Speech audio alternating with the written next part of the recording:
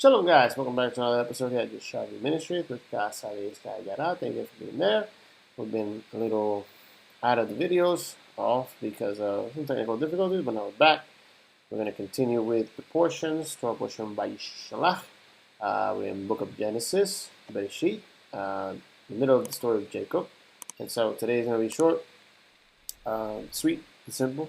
We're going to somewhat close the chapter on Torah portion, let's say, and Vayishlach with Jacob at Bethel, and now he is back, right? He's on his way to meet with his creator, but before he does that, he has to finish some unfinished business. Okay, so let's get started.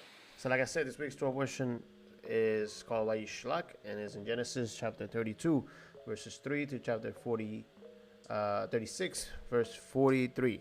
And the Haftarah, the prophet's portion, is Obadiah, chapter 1, verses 1 through 21. And the Brit Hadashah, New Testament portion, is Hebrews 11, verse 11 through 20. Our Torah portion this week contains the story of how Jacob wrestled with the angel of the Lord just before he encountered his estranged brother Esau. During this grappling session, we recall the meaning of the name of Jacob. The angel injured Jacob's thigh, but Jacob refused to release his hold until he received the blessing, the Habrach. The Lord then asked him, "What is your name?" And he said, Yaakov. Then the angel replied, "Your name shall no longer be Yaakov, heel holder of Esau, but Yisrael, contender with God. For as a prince Zar, you have contended Zarita with God and with men, and have prevailed." Okay, now, before we get started with the Torah portion reading, let's do the Torah blessing.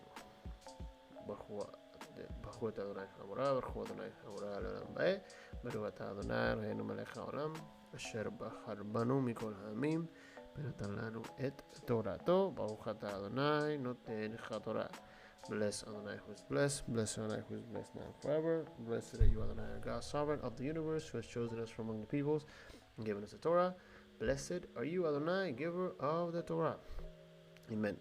So like I said, Genesis 32 verse 3 says, Vayishlach Yaakov malachim lefana el Esau, Echiv, Arza,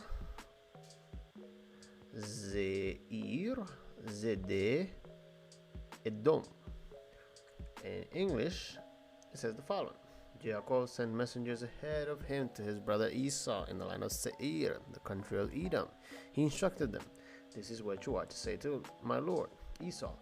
Your servant Jacob says, I have been staying with Laban and have remained there till now." Right, so that's the introduction to his Torah portion for this week. And this is the part where we're not going to get into too much when it comes to Esau and Jacob and the angel, because it's something that we talked about last year. Right, so if you want to see that, you can see it in the YASHAV page, YouTube. And there last year we talked about a little bit of the angel and the brother, but basically Jacob has a full circle moment with his brother in which he has to amend those things from the past and reconciliate with him before he is encountered with Adonai once more. Right? So he's bringing peace, and so that's what we are seeing in this introduction of the beginning of this encounter. Okay. So, but we will talk about chapter 35, which says the following. Then God said to Jacob, "Go to Bethel and settle there and build an altar there to God, who appeared to you when you were fleeing from your brother Esau." Jacob said to his household, to all who were with him, "Get rid of the foreign gods you have with you, and purify yourselves, change your clothes, and then come, let us go up to Bethel, where I will build an altar to God, who answered me in the day of my distress, and who has been with me wherever I have gone."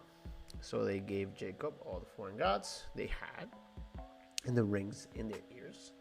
And Jacob buried them under the oak of Shechem.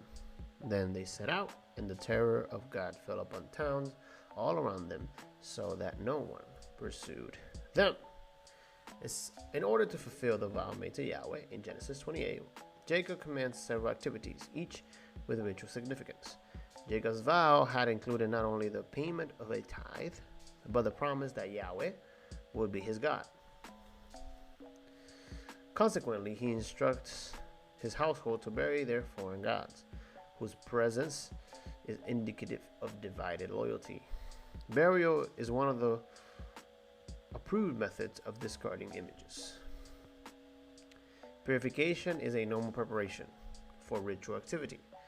Those officiating in rituals often have outfits befitting their position, from the elaborate garments of priests and kings to the linen of assistants. But here, the celebrants are directed to change clothes.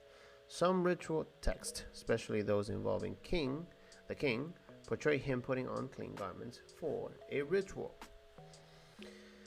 For many celebrants, however, the issue may not be what they are changing into, but what they are changing out of. When work or other activity has sullied one's clothing, it is appropriate to change clothes in order to avoid ritual impurity. So, the statement, change your garments, this was a very important step, both literally and as a symbol of something spiritual. Jacob wanted them to be cleaned up in their best frame of mind to come before the God they had neglected. Throughout the Bible, garments symbolize character, the inward life, and the unregenerated is compared to a polluted garment. Now, it is interesting to understand in the narrative how we see that there is a disconnect in morale and in representation of their identity when it comes to the actions, for example, of Simeon and Levi, right? As they defended Dinah's honor, right? It's something that we see where they circumcise them and then they kill them, right? They take advantage of that. And so it's a sign of where is this situation of the family and morally where are the disconnects with who they are and what they are living and the promise and the calling that they have, right? And that balance that they have to find, Jacob, once he receives the calling, he recognizes that there has to be a change. There not only has to be a change in him, but there has to be a change in his family and the community that he is building, right? Because the whole point of him being the son of the promise is him fulfilling that which was given to Abraham and Isaac. And so he is the image bearer of that promise. And so it's key for him to recognize that and represent it completely with how he acts. But not only that, but with his family. Right? His family has to be in accordance to Adonai. Okay? And so that is where we are in this narrative where they're transitioning. Right? They have to leave their past life to enter now the presence of Adonai and become the family, the seed of Abraham. Okay? And so let's continue. So it says, this was an important step, both literally and as a symbol, okay, of something spiritual. Like I said earlier, Jacob wanted them to clean up, best frame into frame of mind to come before the God they had neglected. Throughout the Bible, garments symbolize character. The inward life of an unregenerated is compared to a polluted garment, okay? So it's conscious. How you look is compared to how you act and what you represent. Jude chapter 23 says, it gives the idea, but others save with fear, polluting them out of the fire, hating even the garment defiled by the flesh.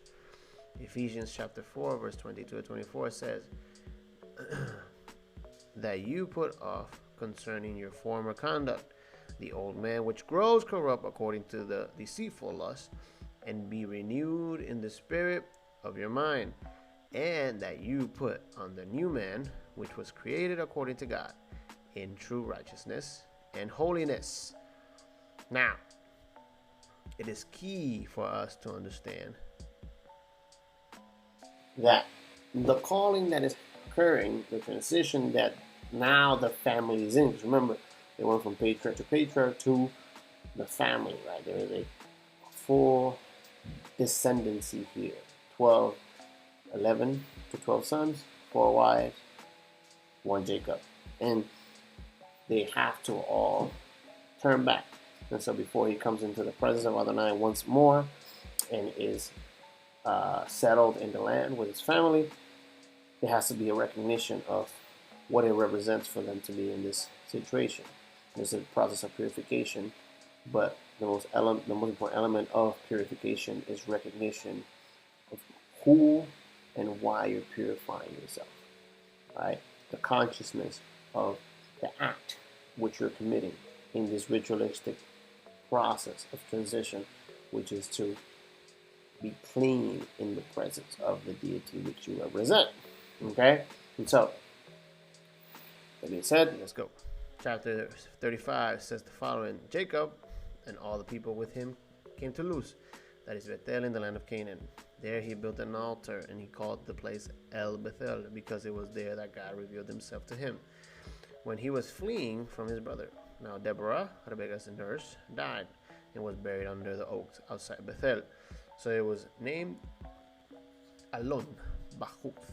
After Jacob returned from Padamaram, God appeared to him again and blessed him. And God said to him, your name is Jacob, but you will no longer be called Jacob.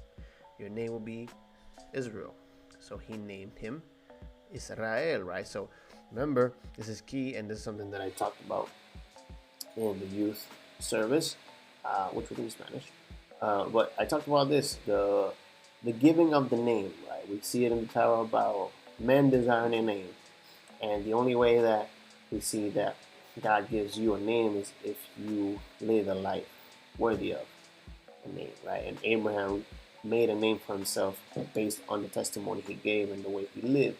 Same way with Isaac, and now with Jacob, right? His name, which basically says you have contended, but it's not contended against God. It's contended with God, or contended clinging to God, right? Because you have contended clinging to God, you have prevailed with men.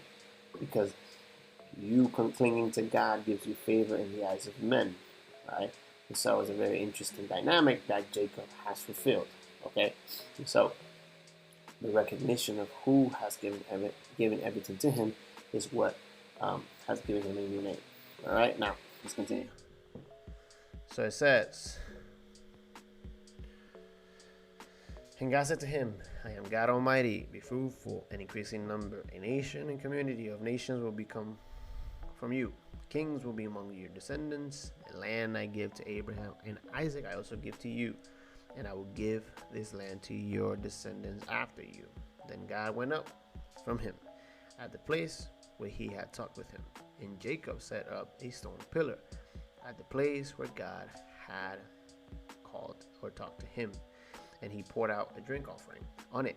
And he also poured out oil on it. And Jacob called the place where God had talked with him Bethel. Now, it's interesting because here, in the closing of at least what we're going to talk about for this week, simple, short, to the point, we see how in this full circle moment, Jacob recognizes that he has to reconcile with his brother and seek peace. And wisdom, to one extent. We see that in the process of that, he recognizes that there has to be a change made. Right? You cannot come into the presence of God with what you have, because part of what you have might not be pure in the eyes of God. So you have to be willing to change. And that's the decision that Jacob made as a family leader, which we all are called to do that. And he says we will remove the foreign idols, the contaminating elements, so that we can be in your presence as a family. Because that's what a promise is. Through us, many nations will be blessed. And so he makes that change, and then he recognizes that before he crossed the river, he only had a staff in his hand. And God provided this that he has for him, right? Based on the prayer, right? He recognized who he was at Bethel when he had nothing. And he recognized that the only reason why he was back in Bethel with prosperity and family and descendancy was because Adonai blessed him. And what he did was he was reciprocal to his deity and said, "You are my God because you have lived up to your word." And that's the biggest element of our deity. He says he will do, and he will fulfill his word. So that's all I got for this week. Simple. I hope you learned something new. If you didn't, I'm sorry. What's the point? I just know what I know, and that's what I teach. So have a great week. Shavua Tov and Shabbat Shalom.